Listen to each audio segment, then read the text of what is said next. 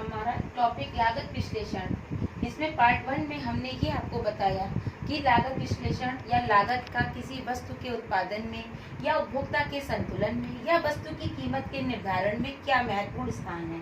और इसमें पार्ट 1 में हमने आपको ये भी बताया कि लागत कितने प्रकार की होती है, मौद्रिक लागत, वास्तविक लागत और अवसर लागत। पार्ट 2 में लागत विश्लेषण के पार्ट 2 में अब हम आपको ये बताएंगे कि कुल लागत यानी टोटल कॉस्ट, सीमांत लागत, मार्जिनल कॉस्ट, औसत लागत, एवरेज कॉस्ट क्या होती है। ठीक है, क्योंकि किसी वस्तु का अगर हम उत्पादन कर रहे हैं, उस वस्तु की कीमत को निर्धारित कर रहे हैं, तो उसमें लागत का एक महत्वपूर्ण स्थान होता है और वो लागत कई प्रकार की होती है, जिसमें कि सबसे पहले नंबर पे आती है हमारी कुल लागत। कुल लागत में टोटल कॉस्ट का ये मतलब होता है कि जो हमने उत्पत्ति के जो 5 साधन लिए हैं, भूमि, श्रम, पूंजी, साहस, संगठन, इन 5 साधनों पे हमने जो लागत लगा रखी है या हम वस्तु की इकाइयों का जो उत्पादन कर रहे हैं, उनमें जब इन लागतों को हम लगाते हैं तो जो कुल योग होता है, हमारा जो कुल लागत होता है, वो हमारी कुल लागत कहलाती है। सीमांत लागत वह लागत या मार्जिनल कॉस्ट वह लागत होती है जिसमें कि किसी वस्तु की जो इकाइयां होती हैं, उन इकाइयों के कम या ज्यादा होने से कुल लागत में जो परिवर्तन होता है उसको सीमांत लागत कहते हैं। जैसे कि मान लीजिए आपको किसी वस्तु की 5 इकाइयां या आपको 5 वस्तु का उत्पादन करना है, या एग्जांपल ले लीजिए आपको 5 पेन को बनाना है। उस 5 पेन को बनाने में आपकी जो लागत लगी, जो लागत लगी है वो कुल लागत है। लेकिन उस 5 पेन के अलावा अगर आपने 4 पेन बनाए या 5 के अलावा आपने 6 पेन बना दिए, तो उसमें जो लागत लगी उसको सीमांत लागत कहते हैं। मतलब अगर एक इकाई अगर हम कम कर देंगे तो लागत हमारी कम हो जाएगी, एक इकाई ज्यादा कर देंगे तो लागत हमारी ज्यादा हो जाएगी। तो इकाइयों के कम या ज्यादा होने से लागत पर जो प्रभाव पड़ता है उसको सीमांत लागत कहते हैं। औसत लागत वह लागत होती है जब हमारी जो कुल लागत आती है, जैसे कि आपकी जो कुल टोटल कॉस्ट है, उस टोटल कॉस्ट को वस्तु की इकाइयों से भाग देने पर जो लागत हमारी निकलती है वो हमारी औसत लागत कहलाती है। फॉर एग्जाम्पल, आप उदाहरण के तौर पे एक ये बात देख लीजिए कि औसत लागत में आप कुल आपने मान लीजिए 5 इकाइयां बनाई, 5 इकाइयों में आपने जो वस्तु का उत्पादन किया और उस 5 इकाइयों को उत्पादन में जो आपकी लागत लगी, उस लागत को अगर आप 5 से भाग दे देंगे तो जो आपका आंसर आएगा वो आपकी औसत लागत आएगा। मान लीजिए लागत आई आपकी 100 रुपए, आपने 5 वस्तु का उत्पादन किया, उस 100 को आप 5 से अगर भाग देंगे तो आपका जो 20 रुपए आया वो आपकी औसत लागत आया। इसको आप एवरेज कॉस्ट कह सकते हैं। औसत लागत में 2 पार्ट होते हैं। एक होता है आपका औसत स्थिर लागत और उसके बाद होता है औसत परिवर्तनशील लागत। इसको हम लोग एवरेज फिक्स्ड कॉस्ट और एवरेज वेरिएबल कॉस्ट कहते हैं। इसको समझने से पहले हम आपको ये समझा दें कि स्थिर लागत या परिवर्तनशील लागत क्या होती है। जो यहाँ पे स्थिर और परिवर्तनशील लिखा है, आप ये जान लीजिए कि स्थिर लागत क्या होती है और परिवर्तनशील लागत क्या होती है। स्थिर लागत वह लागत होती है जिस लागत में हम वस्तु के उत्पादन के हिसाब से कोई भी परिवर्तन नहीं कर पाते हैं, या हम ये कह सकते हैं कि अल्पकाल यानी कि शॉर्ट टर्म।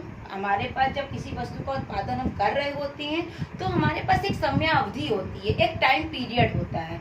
उस टाइम पीरियड पे हमें वस्तु का उत्पादन करना होता है। लेकिन अगर हमारे पास टाइम पीरियड कम है तो उस टाइम पीरियड में हम कुछ उत्पत्ति के साधनों में परिवर्तन नहीं कर पाते हैं, तो उसको हम लोग स्थिर लागत में रखते हैं। जैसे कि आपके पास मान लीजिए 1 महीने का समय है और आपको अपनी वस्तु का उत्पादन बढ़ाना है, तो उसके लिए आप अपनी भूमि में कोई परिवर्तन नहीं कर पाएंगे।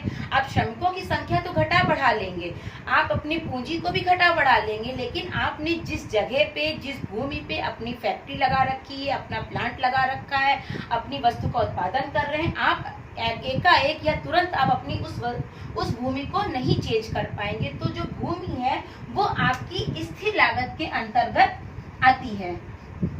और फिर आपका है परिवर्तनशील लागत। परिवर्तनशील यानी कि वेरिएबल कॉस्ट। परिवर्तनशील लागत में वो लागतें आती हैं जिसमें कि हम परिवर्तन कर सकते हैं। अल्पकाल में हमारे पास दो प्रकार की लागतें होती हैं। एक हमारी होती है स्थिर लागत और दूसरी हमारी होती है परिवर्तनशील लागत। तो अल्पकाल में हम कुछ साधनों में परिवर्तन कर सकते हैं। वो साधन हमारे होते हैं श्रमिक, पूंजी, ये साधन हमारे होते हैं परिवर्तनशील। इन साधनों में हम मौके के हिसाब से कम ज्यादा कर सकते हैं। मान लीजिए हमने 4 श्रमिक लगा रखे हैं, अचानक से हमको श्रमिकों की संख्या बढ़ानी पड़ गई तो हम 5 की जगह 7 श्रमिक लगा लेते हैं। या पूंजी हमने मान लीजिए 10,000 रुपए का इन्वेस्टमेंट किया है और अचानक से हमको 10,000 रुपए और लगाने पड़ जा रहे हैं तो तुरंत हम पूंजी को भी लगा सकते हैं। लेकिन अगर अटेंडम हमको अपनी जगह को बढ़ाना पड़ जाए या हमें अपनी भूमि को बढ़ाना पड़ जाए तो वो हम नहीं कर सकते हैं। इसलिए अल्पकाल में स्थिर लागत और परिवर्तनशील लागत दो प्रकार की लागतें हैं। जिस लागत में हम अल्पकाल में कोई परिवर्तन नहीं कर पाते हैं उसको स्थिर लागत कहते हैं, और जिन लागतों में समय के हिसाब से या समय अवधि के हिसाब से परिवर्तन कर सकते हैं उसको हम परिवर्तनशील लागत कहते हैं। एक चीज और है कि जो हमारे पास समय अवधि दो प्रकार की होती है, एक हमारी होती है अल्पकाल और दूसरी हमारी होती है दीर्घकाल। मतलब अल्पकाल में हमारे पास समय बहुत कम होता है और दीर्घकाल में हमारे पास समय की कोई लिमिटेशंस नहीं होती है। हमारे पास टाइम पीरियड का कोई लिमिट नहीं होती है। हमको ये कह दिया जाता है कि आप अपनी फैक्ट्री में अपनी वस्तु का उत्पादन करिए। तो जो दीर्घकाल होता है उसमें सिर्फ परिवर्तनशील लागतें ही आती हैं, स्थिर लागत नहीं आती है। और अल्पकाल में स्थिर और परिवर्तनशील दोनों लागतें आती हैं। तो स्थिर लागत और परिवर्तनशील लागत, जिन लागतों में जिन लागतों में समय के आधार पे हम परिवर्तन नहीं कर पाते हैं उसको स्थिर लागत कहते हैं। और परिवर्तनशील लागत वो लागतें होती हैं जिनको हम समय के आधार पे या वस्तु के उत्पादन के आधार पर या समय अवधि के आधार पर परिवर्तन कर सकते हैं, तो उसको हम परिवर्तनशील लागत कहते हैं।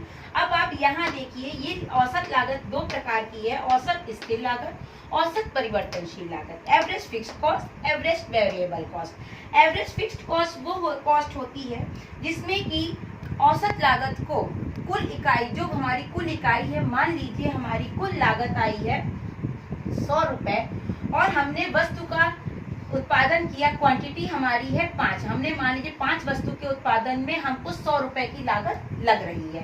तो इस 5 को जो 100 रुपए से 100 रुपए को आपने जो भाग दिया वो आपका आया 20 आपका क्या है, औसत लागत। इसका आप ये सूत्र देख लीजिए औसत लागत का, कि औसत लागत निकालने के लिए आप AC = TC/Q, ये आपका औसत लागत का सूत्र है। औसत लागत के सूत्र को निकालने के लिए कुल लागत आपकी 100 आए, 2000 आए, 50,000 आए, 1 लाख है, जितनी भी लागत आपकी आएगी और जितनी भी इकाइयों को उत्पादन कर रखा है, मान लीजिए आपने 10 इकाई, 50 का, 1000 का, 2000 का, जितने का भी उत्पादन कर रखा है उस इकाई से और आपकी टोटल कॉस्ट को अगर हम डिवाइड कर देंगे तो जो आंसर हमारा आएगा वो हमारी औसत लागत कहलाता है। इस लागत को दो भागों में बांटा है, स्थिर और औसत स्थिर लागत, औसत परिवर्तनशील लागत। औसत स्थिर लागत, जैसे कि स्थिर लागत आपको पता है कि जिस लागत में कोई परिवर्तन नहीं होता है, यही यहाँ पे हमने इसको कन्वर्ट किया है कि औसत स्थिर लागत में ये है कि वह औसत लागत जिसमें स्थिर लागत को हम लगाते हैं या स्थिर लागत का प्रयोग करते हैं उसको औसत स्थिर लागत कहते हैं। और वह औसत लागत जिसमें हम परिवर्तनशील लागतों को लगाते हैं उसको औसत परिवर्तनशील लागत कहते हैं। इसका शॉर्ट फॉर्म होता है AFC और इसका शॉर्ट फॉर्म होता है ABC। मोस्टली हम लोग शॉर्ट फॉर्म का ही यूज करते हैं, ना हम लोग हिंदी में पूरा बोलते हैं औसत स्थिर लागत, ना इंग्लिश में हम लोग पूरा बोलते हैं और एवरेज फिक्स्ड कॉस्ट। हम लोग अब शॉर्ट फॉर्म का ही यूज हमेशा करते हैं, जैसे कि AFC, ABC, average fixed cost, average variable cost. कुल लागत का एक आप लोग सूत्र देख लीजिए। कुल लागत निकालने के लिए TFC + TVC।